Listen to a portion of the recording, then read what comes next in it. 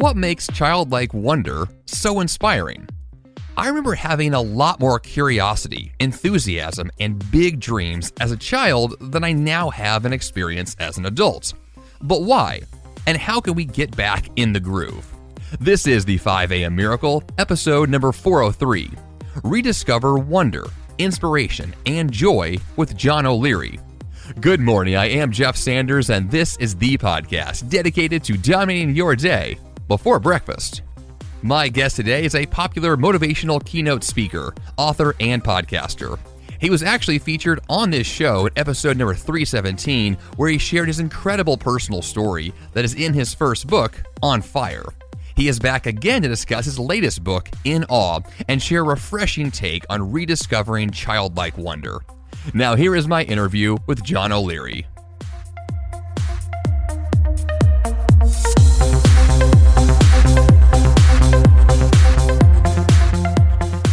Hey, Jeff Sanders, how are you, sir? I am doing well. You were on this podcast about 18 months ago, and a lot has happened in the world in the last 18 months. I want to do a small recap on you and your experience. What has happened for you in the last year and a half or so? Well, the way you framed the question reminds all of us that our world is completely different than it was when we woke up 18 months previously. So that what I'm about to share here is nothing new to so many of your listeners, but my job completely changed. I'm a motivational speaker. I used to be on a flight probably 4 different times a week, 2 nights out a week, a couple 100,000 miles a year. I have only traveled 3 times in the last 18 months or so. I used to be away from home a lot. Now I've made dinner for my kids, well, looking back at the year, about 360 nights consecutive, breakfast about 360 mornings consecutive. My grandmother passed away due to COVID. My father has become more sick due to COVID. He is struggling with Parkinson's disease. We've struggled financially. We've built new business models. We've seen that the world was always longing for hope and inspiration and togetherness, and they have never longed for it more than they have over the previous 18 months. And so although the world has changed profoundly, I think what I'm most proud of is we were able to not run from that change, but embrace it and really do meaningful work over the previous 12 to 18 months. Yeah, that's incredible. I can't imagine what it would be like to be traveling that much and then have the whole thing just disappear like that. I mean, my business had some sort of that change, but it sounds like you had that much more dramatically. What do you think helped you the most in terms of, making those shifts? Because obviously when we face those kinds of radical overnight changes, like that can be pretty daunting to have to face. So what did you do, you think, that helped you kind of get through that in a way that wasn't going to just kind of destroy your mindset or have you just feel like there wasn't any way forward? Right. So when the pandemic first started spreading and when we had to send people home from the offices, we manage a team of 7 here. And primarily the income for that is coming through some coaching and consulting. But the lion's share comes from John being on the road speaking to large audiences. But I wanted to retain them. And so we sent them home to do great work from their houses. But we also sent them home with a journal. And the journal had 2 words on it: grace, which is really important to offer to one another, and the reflection in the mirror every day, before the pandemic, during the pandemic, and after the pandemic. So grace was a big part of our success in 2020, now 2021. But the other word that really I expected them to tether their behavior to was excellence. So we knew we needed, even before the world really profoundly changed, we knew we would need a lot of grace to do it well, to lead that change, to embrace whatever came our way, but also excellence, to show up even when we did not feel like it. So those 2 monikers were things that led us through, but ultimately toward what? Like the business was all around speaking, and that changed. For all of us individually, we have a mission statement organizationally. So we take time within our own business, and we teach other businesses how to do this as well, to have a personal mission statement. So mine, whether I'm feeling like I'm on top of the world or feeling like I'm beat down by the world, Jeff, my mission statement is I choose to thrive because. So I encourage your listeners to do likewise. I choose to thrive because, and then fill in the blank. And you ask yourself that question enough and you'll come up with the answer to it. So the reason that I choose to thrive, even over the previous 18 months, is because, this is very personal, but it was very important, because God demands it. My family deserves it. The world is starved for it. Let's roll. No excuses. So for me, when the world was spinning seemingly out of control, I wanted to make sure that I and my team members were very clear that we were going to lead through this with grace and excellence. We were going to tether our behavior toward our mission statement. And the third and the final thing is we were going to make sure the kids at home knew that the work we did during the good days was also going to be the work we did during the more difficult days. My wife and I were very clear that, I know of many couples that came home and they really struggled with one another, and they struggled with the headwinds of the pandemic and the recession that we had felt for the first couple of months, and many of us continue to feel. But we wanted them to see our faith lived out, and we wanted them to see it lived out generously. And so we made a commitment right after my last conversation with you, actually 18 months ago. There was a book coming out back then called In Awe. And for a speaker or an author, the first few weeks of sales, that's where you really make your hay, man. That's where the money's the best. The articles are being written. You hit the New York Times, the Wall Street Journal list. People are buying it in droves. But we wanted our kids to realize the message mom and dad preached of generosity was not only to be lived out when life was easy, but maybe even more importantly, when life was hard. So my wife and I made a commitment to give 100% of the proceeds from In Awe to a charity that we love called Big Brothers and Big Sisters. And through that decision, we were able to cut a check to Big Brothers and Big Sisters for $30,000 during a time when it would have benefited us to hold on to that. So yeah, the world changed mightily. How did we grow with it? By remaining true to our core values, by having our mission draw us forward, and by remaining generous even when we didn't feel like it. That's powerful. Yeah, that takes a lot. It's incredible to be able to have that kind of commitment even in the difficult times, which is really, the test of most of our principles is figuring out how to apply them all the time. So speaking of that, let's get to the book you just mentioned, which is In Awe, Rediscover Your Childlike Wonder to Unleash Inspiration, Meaning, and Joy. I love the title because I think for me, it just speaks to things I want in my life, which I think is powerful in and of itself. So what was the inspiration for you to write this particular book here? Well, everybody get comfortable, pour yourself a tall drink or a hot cup of coffee, because it was an iterative process. It was seeing the world through my lens and recognizing that there's a better way to do it all. And this really began back in 2015. And the one thing you are not supposed to talk about on a podcast is politics. So let's just talk politics right now and offend the entire audience. But I was watching this debate between our two leaders. One of them was going to rule this country, lead this country, and in no small way shape the entire world. And I was watching how they were talking over one another. They were not listening to one another. They were yelling at one another. And one of my kids actually said, "Dad, why are they so childish?" This is one of my kids calling out this truth that many of us did not see because we only had one horse in that race. We already knew who we wanted to win. And so we saw the greatness of our candidate and somehow the weaknesses of the other. My kids saw life through this lens of truth, which was able in real time back in 2015, I believe, to call out what are these people doing? Why are they being so childish? And then I left shortly after that debate, flew into a beautiful property in Hawaii, actually. And I was speaking to the folks in charge of this meeting. And I said, "Man, how's the view outside? How's the beach?" And this guy says to me, "John, we've been here 3 days and haven't yet gone outside." And I get the work aspect. I get preparing for something, but here you are in paradise. And you haven't had the opportunity in 72 hours to pull back the curtains, to put on the flip-flops, grab a pair of shorts, and feel life again. And so all these experiences, in addition to seeing adults sit in the room with their arms crossed and kind of beat down by the day, then I would compare all of that, Jeff, to children, not only my kids, but kids in general. And the way they step into a hotel room and start bouncing on beds. The way as soon as they walk into that room, they beg their parents to take them out of that room so they can go to the beach. The way as a speaker, if you ask a question, adults don't always raise their hands, but kids, they raise their hand before you ask a question. They skip in and out of classrooms. Their life is filled not with childish behavior, but with childlike joy. And so the question I asked was, man, what is it that little kids have that leads to their joy, their zest for life, their creativity, their innovation, their sense of belonging, their vibrancy for life that we adults lose? What triggered that? And how do we return to that? If we are able to, what might happen in our lives? So that's where In Awe came from. Just wondering, man, why are these kids the way they are, and how can I be more like them?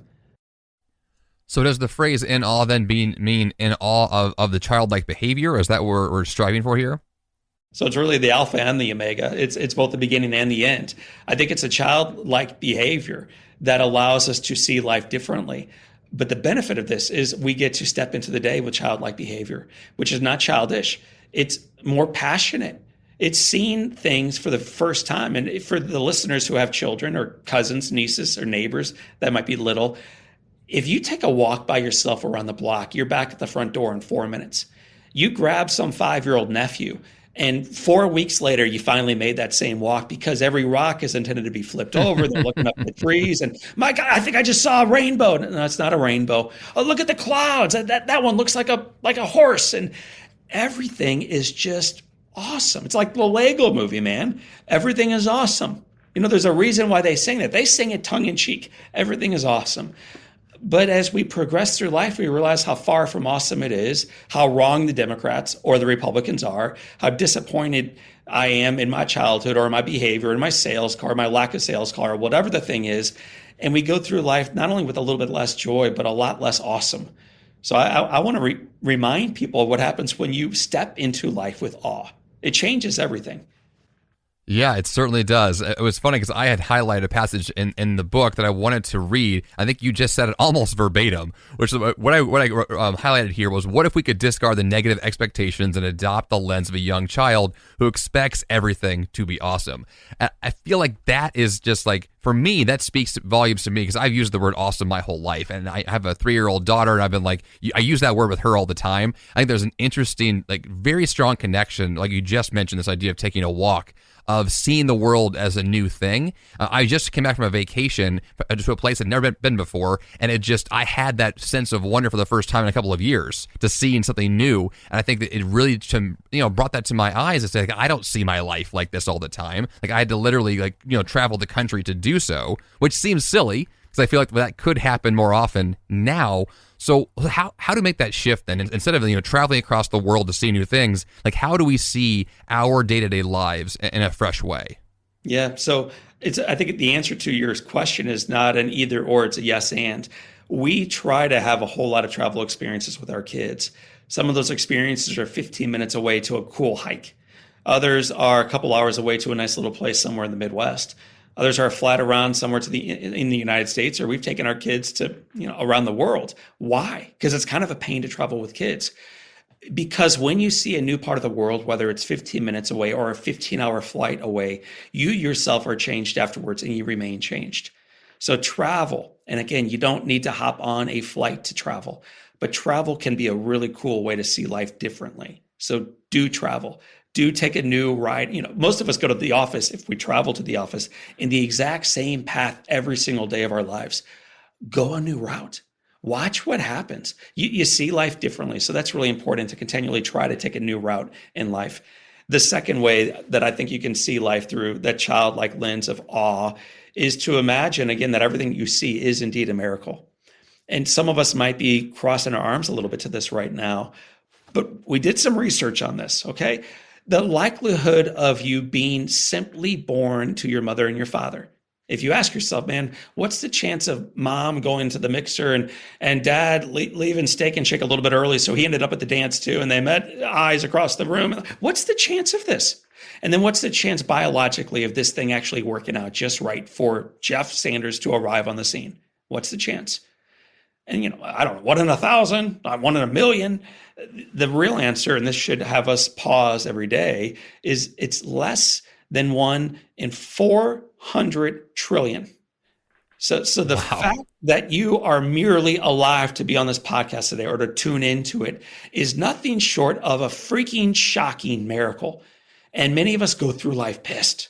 The Starbucks line took forever this morning. The coffee came out cold, too black, too light.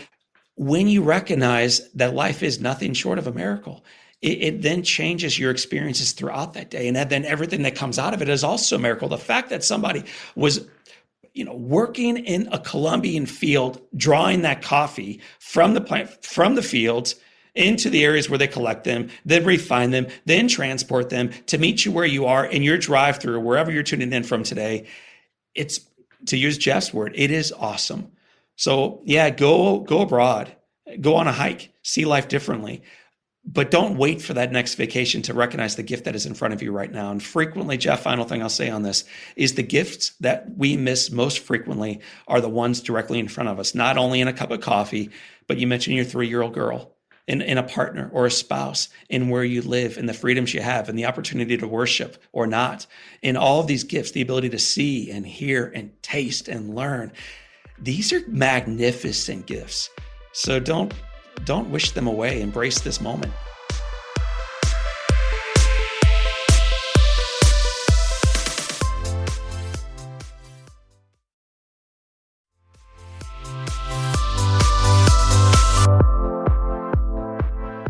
I feel like most people just don't see the world like you do, the way you just described it. I mean, I have viewed myself as a fairly positive person most of my life, and I know that that's not the case for other people. I mean, I'm just traveling in airports the last couple of days. Like, I've seen a lot of people who don't view life that way.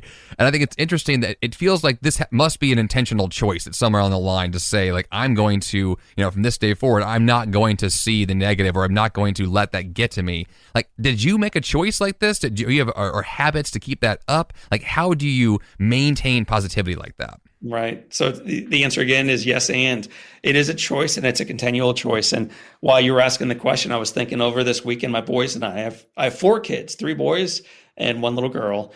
We watch Dead Poets Society. And my boys are a little young, so they were a little bored during periods of this movie with the great Robin Williams, this phenomenal teacher. But there's a scene where he draws these bored, arrogant, self-assured kids. And by the way, you don't need to be at a prestigious school like they were at to be bored by life, to be self-assured, to yawn your way through your experiences. I think many of us are at risk of going through that same kind of existence.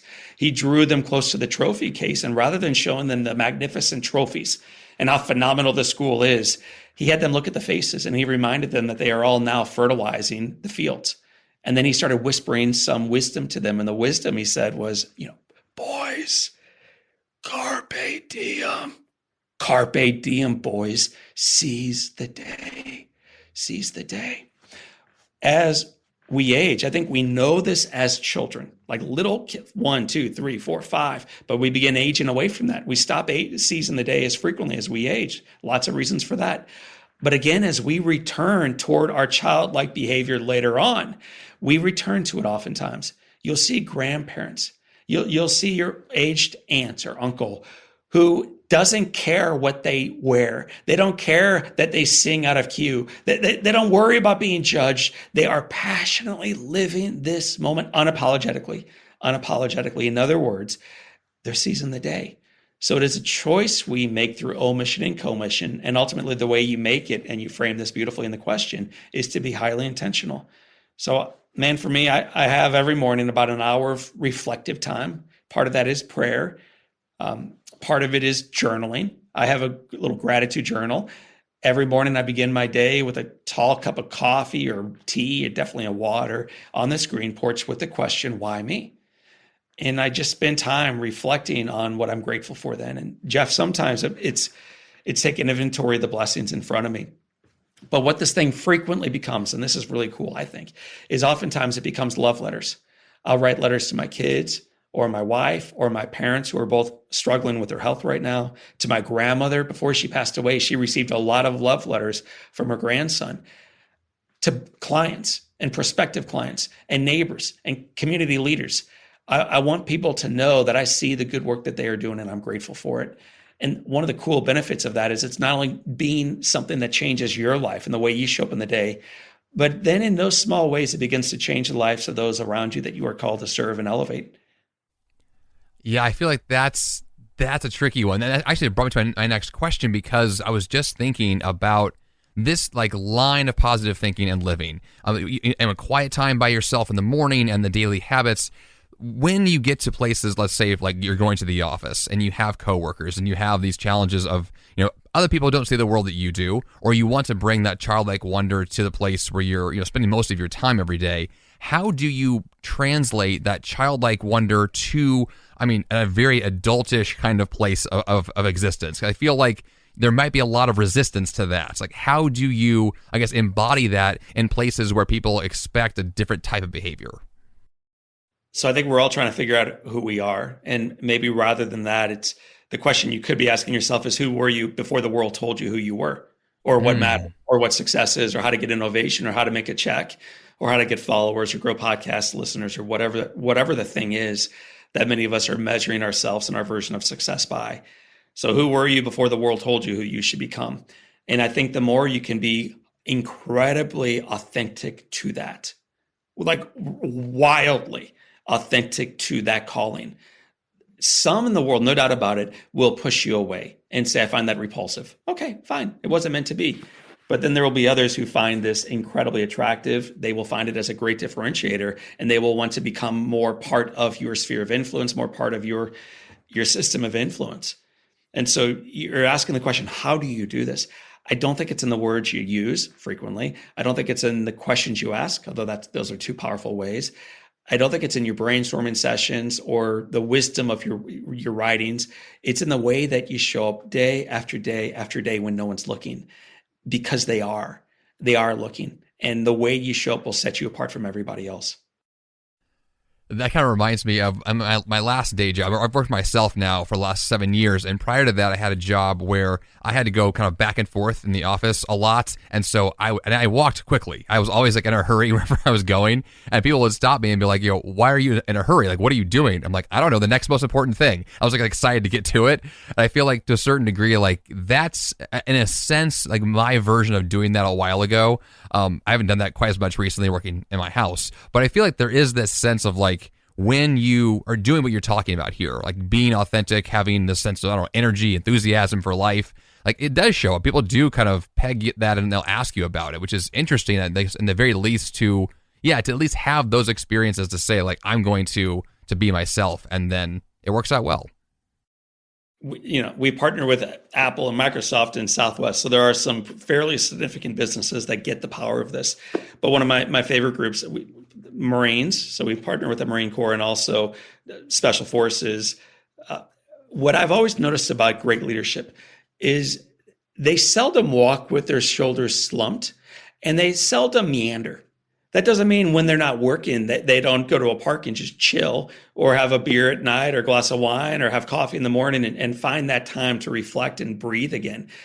But I think great leaders, to your point earlier, when you were working organizationally, your pace actually set you apart, because many of us meander. Life is kind of boring, and it's kind of hard, and it hasn't really been fair to me. And I probably should have got the promotion 6 months ago, not him, not her. So when they see someone whose shoulders are back and are moving in the direction of their true north, it does beg the question, where's that person going? What sets that person apart? What a cool way to be different than everybody else, to be even more laser focused, more mission focused. And along those same lines, like, who do you look up to, or how are you trying to grow yourself in terms of, who are people that you think like, if I could be more like this person, more along the lines of have more of their energy, more of their enthusiasm, like, are there people you tend to lean on as far as like, this is a good mentor for me? Yeah. So mentor is a great word, and also role model. And those are sometimes different. So I view a mentor as someone who's actually part of your life and actively engaged with you. And I have a group of board members, Rusty Keeley being the president of this board, but a business owner, a philanthropist, a hard charger, a faithful guy, a husband, a great dad. He's all these things, but he's an awesome role model and mentor of mine. So I have a lot of folks like that, ladies and gentlemen, who I am mentored by and look up to. But then on the role model side, so in my office, if you were physically with me right now as we record this, you would see behind me a picture of my wife and me on our wedding night. You'd see to the left and the right of that, her mom and dad, and then my mom and dad. You'd see my grandparents and her grandparents. You'd see 5 of my siblings, 4 of my kids, generations, man. A lot of travel pictures too, by the way, taking us back to an earlier conversation. A lot of the pictures on the wall are from travel experiences with my family. Every one of them motivate me, and they shape the way I show up. They are why I work so hard, but they're also why I get home for dinner. So that's my why wall. Behind the camera, behind this recording device that you and I are on right now, it's my podcast wall. So I have a podcast called Live Inspired with John O'Leary. These are people who have profoundly influenced my life, and they serve as like, man, I wish I could be like that. I'm looking at a picture right now with a guy and a space shuttle behind him. His name is Jim Lovell. Jim Lavelle is the one who uttered the words, Houston, we have a problem.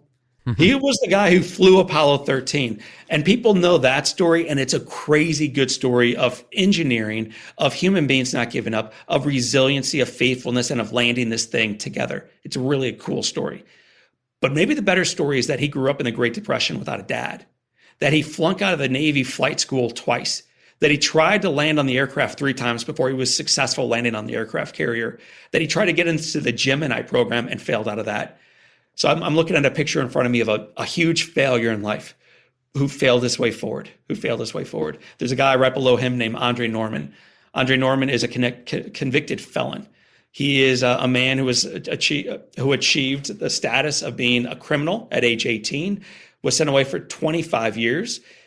While in jail, he incited 9 different riots and attempted to murder cellmates twice. This is a very bad dude, bad guy, who then changed. There was a psychologist who got a hold of him. There were 2 rabbis who got into his life. There were 3 little Catholic nuns who talked about grace and forgiveness. And this man started to imagine a different life for him. He started to imagine one day being able to let go of his childhood demons, of being able to go through life without anger, having a big vision, and one day learning how not only to read, but to teach at Harvard. Like, that's crazy. And yet last time I had lunch with Andre, we practically fought over the lunch bill. This is a man who has served as an adjunct professor at Harvard. He is no longer in penitentiary. He spends his life going around to schools teaching these kids how not to go down his path, that there is another avenue. And when he's not doing that, he's actually behind bars teaching these guys that one day if they decide to change, it's got to be them. It's got to be them. It's not just a system. It's not just the warden. It's not just their stupid parents or their lack of parents. It's got to be them. They've got a choice to choose. And he wanted to share with them how they can indeed do this. So, man, this wall is filled with people who are just incredibly inspirational and inform why, in spite of challenges, I want to do better, man. So, Jeff, those are some of the influences in my life.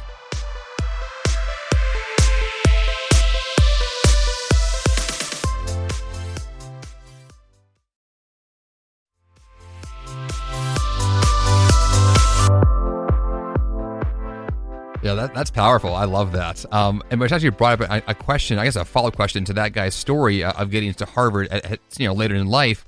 There are, I guess, moments we all have where we feel like we've been in a rut, we've been stagnant, we've maybe been in prison, we've had those challenges, and then we change. But what causes that change? Like, how do you shift from, I've been down this path for such a long time, it's just kind of defined who I am, but I want to be someone new. Like, how do you get out of that rut to start that new path forward? So there's one of my buddies, his name is Dave Ramsey, and he teaches people how to become financially free.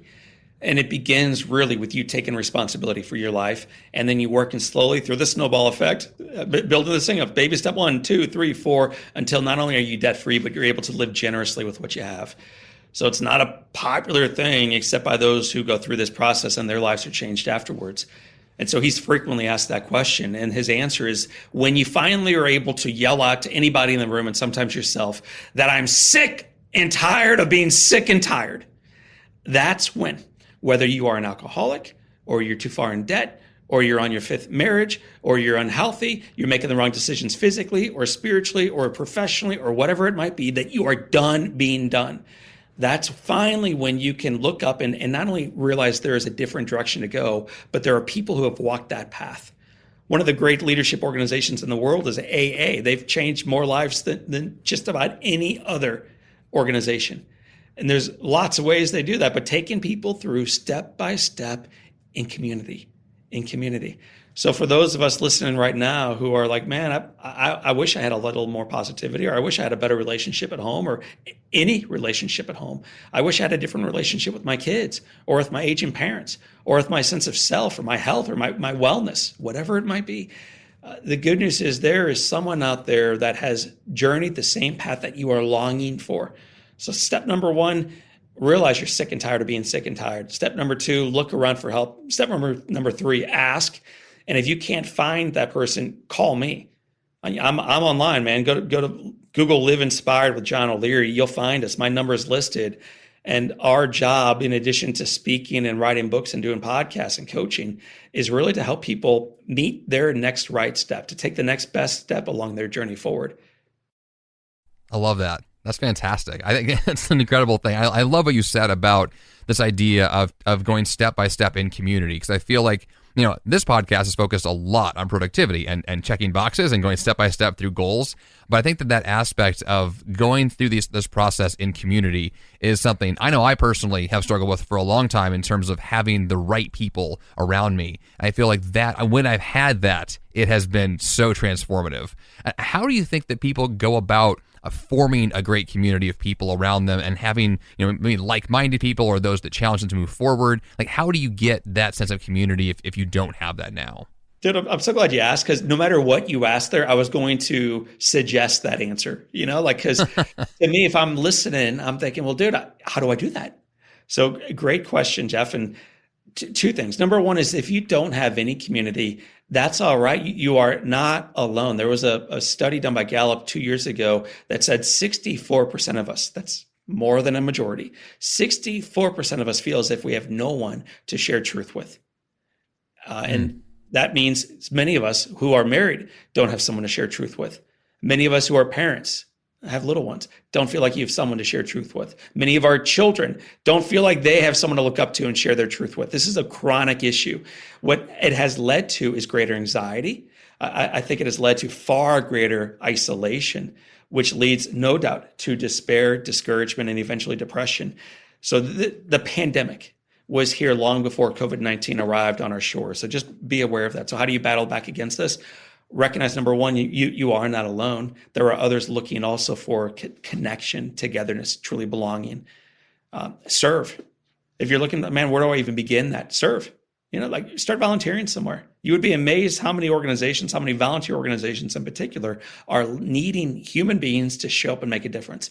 So if one of your passions is the environment, pick up trash some Saturday. You're going to meet some great guys, great ladies, great leaders. If your passion's faith, get more involved in your synagogue, temple, or church. If your passion's children, look at all the summer camps that are taking place right now around the world. If you really want to get involved and change a life, volunteer with Big Brothers Big Sisters. I'm an ambassador. I'm an active big. My family are bigs. We believe the way you change the world is one life at a time. And the best way to do that, I believe, is Big Brothers Big Sisters. The way you change, though, is not the child's life. It's actually yours. You're the one being changed. So that if you have no network, that's where I recommend your leaders might begin. Start in your own backyard with something that interests you. For those that already have a cell phone filled with names, like you guys, man, I wanted to grow and have better years going forward. I wanted to be far more intentional in my marriage, my business, and my finances. So I remember a couple years ago, and I've never written about this, but so here's a story I've never shared. I sent out a text to 10 guys in my community that I love. I think are great leaders. I think they're good guys. They're good guys. So I said, hey guys, 2017 was a good year, but I want 2018 to be even better. If you want your year to be better, meet me on my backyard tomorrow morning, 7:00, coffee and bagels on me. So I sent that out to 10 the day before. It's New Year's Eve. On New Year's, and yes, some of them might have been a little groggy from the night before, 7 a.m., there were 13 guys that showed up. Okay, I invited 10. The need is out there. The desire for connection is out there. So throw a little bait in the water, be authentic about it, and then make sure you sustain them afterwards. Don't just make this a one-off, but make sure it's a relationship, not a drive-by. That is awesome. I love that. That's a fantastic story right there, John. This has been amazing today. You're so inspiring. I love the stories, the examples, and the practicality of your advice here. I think it's amazing. So obviously, I want our listeners to dig into your content more, to get a copy of your book. Where can they go to learn more from you? Awesome. So, and me, one thing you guys should know before you write down this address is, when I wrote my first book, it's called On Fire. And the publisher created the cover art for it. They sent it to me, and it was a picture of John O'Leary wearing a suit and tie with his arms crossed, looking very stoically and tough at the camera person. Almost like modeling, listen, people, I'm kind of a big deal. And if you want to be a big deal, follow me. So I wrote back and said, hey guys, did you read the book? Because it's not about me. This is about human beings showing up in whatever role they find themselves, doing their best work possible, and in doing so, changing the world one life at a time. That's what this book is about. So when they came back with the cover art, it's now no picture of me on the front or back. The words "On Fire" are in embossed, beautiful, brilliant, fiery letters. And they're actually made out of this expensive ink called coil, like our foil. It reflects the image of the reader back, meaning you're the expert, you're the star, you're the hero. Act like it. So that's the goal of not only that book, but all of our work. So just recognize, if you want to learn more about John, ultimately, you're going to learn a lot more about you. That's what I'm after. Okay. So you can visit me at readinawe.com. It's one big long word, read, I-N-awe. So readinawe.com. And when you're there, there's links to our social media, to our Live Inspired podcast, to the book On Fire and in Awe. And there's a link to a 21-day hope. It's free, but a 21-day hope challenge. So readinawe.com. Okay, perfect. I'll be sure those links are available for listeners this week on the show notes page. And John, once again, you blow me away. This has been so much fun. And next time we'll talk about the Cardinals and how terrible our baseball team is. But we can do that another time. Jeff, as a man of hope and faith, I believe that even after what happened last night, you and I are recording this after a painful loss. Yes. I believe better days are in front of us. And let's show up at the ballpark again tonight. Love that. Perfect. Thanks a lot, John. Thanks, Jeff.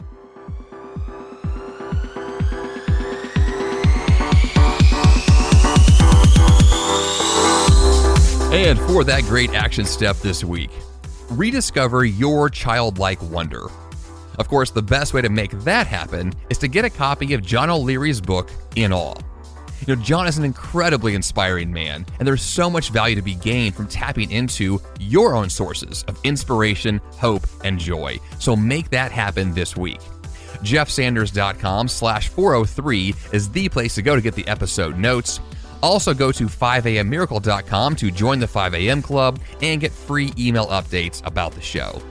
That's all I've got for you here on the 5am Miracle Podcast this week. Until next time, you have the power to change your life, and the fun begins bright and early.